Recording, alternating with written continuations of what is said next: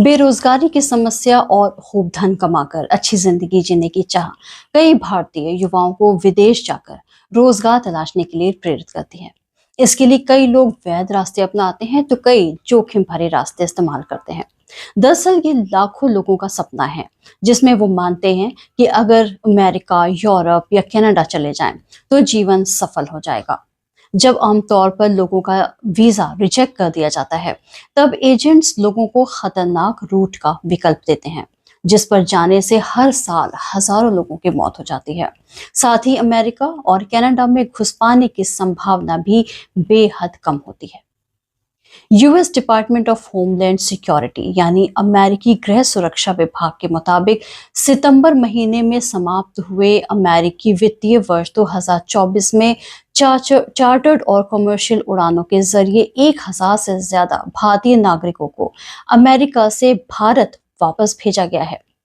अक्टूबर 2020 से अमेरिकी सीमा शुल्क और सीमा सुरक्षा के अधिकारियों ने उत्तर और दक्षिण दोनों सीमाओं पर अवैध तरीके से अमेरिका में प्रवेश करने का प्रयास करने वाले करीब 1,70,000 भारतीयों को हिरासत में लिया है। अमेरिका के नवनिर्वाचित राष्ट्रपति डोनाल्ड ट्रंप ने अवैध प्रवासियों को लेकर सख्त नीति अपनाने का वादा किया है। ट्रंप 20 जनवरी 2025 को राष्ट्रपति का पद संभालने वाले हैं। अमेरिका में अवैध तरीके से प्रवेश करने के कई जोखिम हैं, चाहे कर्ज लेकर भारत छोड़ना हो, खतरनाक सफर में जान गंवाने का खतरा हो या फिर अमेरिका में कानून का सामना करना हो। फिर भी बड़ी संख्या में भारत के लोग ये जोखिम उठाने से पीछे नहीं हटते।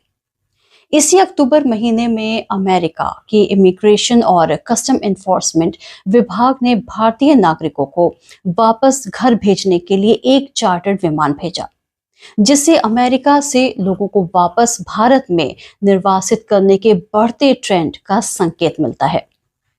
ये कोई सामान्य फ्लाइट नहीं थी।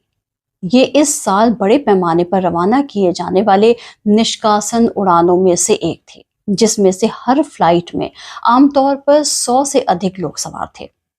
ये उड़ानें उन भारतीय प्रवासियों को वापस ला रही थी जिनके पास अमेरिका में रहने के लिए कोई कानूनी अधिकार नहीं था। अमेरिकी अधिकारियों के मुताबिक वयस्क पुरुषों और महिलाओं को लेकर आने वाली सबसे ताजा उड़ान पंजाब के लिए रवाना हुई, जो कई निर्वासित लोगों के मूल निवास के करीब है। हालांकि इनके मूल निवास के बारे में कोई पुख्ता जानकारी नहीं दी गई। जैसे जैसे अमेरिका भारतीय नागरिकों की वापसी को बढ़ा रहा है, इस बात को लेकर चिंताएं बढ़ रही हैं कि नवनिर्वाचित राष्ट्रपति डोनाल्ड ट्रंप की इमिग्रेशन नीतियों का इस पर क्या असर होगा। ट्रंप ने पहले ही अमेरिका के इतिहास में प्रवासियों के सबसे बड़े निर्वासन का वादा किया है।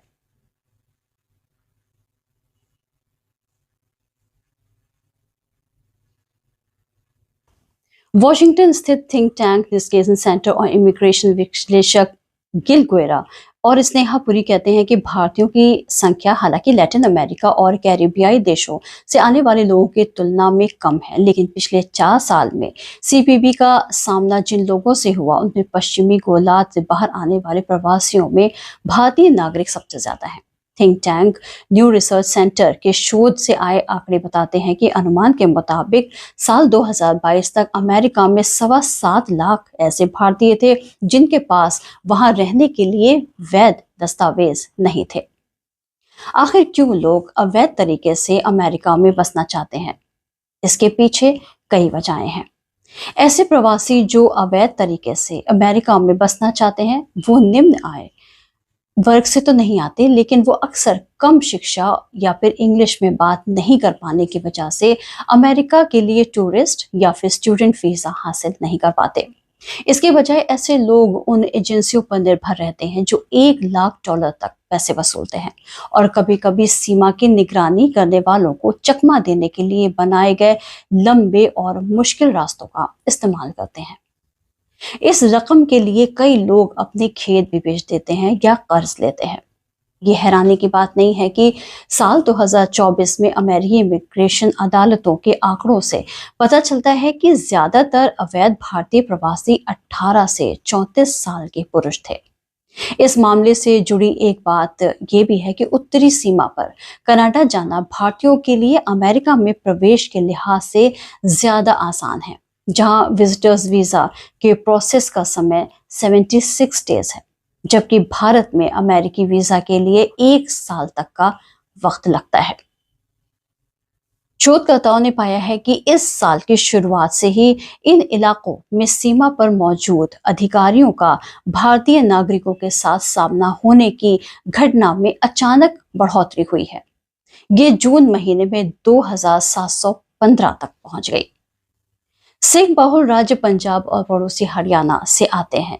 इन राज्यों के लोग पारंपरिक रूप से विदेश में रहते हैं। ऐसे लोगों का दूसरा मूल स्रोत गुजरात है। पंजाबियों में प्रवास भी लंबे समय से आम बात है और राज्य के ग्रामीण युवा आज भी विदेश जाने के लिए उत्सुक रहते हैं। कई लोग कर्ज लेकर विदेश में बस गए और बाद में अपने परिवार को पैसे भेजे। उसके बाद राज्य में अलगाववादी सिख आंदोलन की वजह से तनाव बढ़ गया है, जो सिखों के लिए एक आजाद देश बनाना चाहता है। हालांकि भारतीयों के पलायन के पीछे पक्की वजहों का पता लगाना आसान नहीं है। अमेरिका में जल्द ही हालात और भी मुश्किल हो सकते हैं। अनुभवी इमिग्रेशन अधिकारी टॉम होमन, जो जनवरी में ट्रंप के राष्ट्रपति का पदभार संभालने के बाद देश की सीमाओं के प्रभारी होंगे, उन्होंने कहा कि कनाडा के साथ उत्तरी सीमा उनकी एक प्राथमिकता है, क्योंकि इस क्षेत्र में अवैध प्रवास एक बहुत बड़ा राष्ट्रीय सुरक्षा का मुद्दा है।